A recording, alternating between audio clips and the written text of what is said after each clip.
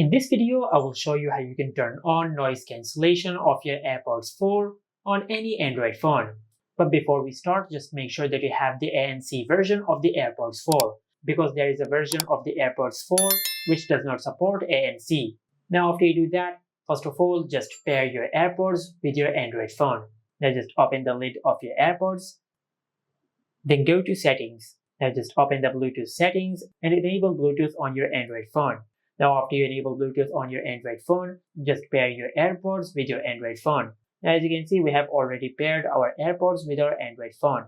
Now to enable active noise cancellation or ANC, just tap and hold on the flat surface on your AirPods. And after you do that, you will hear this sound, which indicates that you have enabled ANC.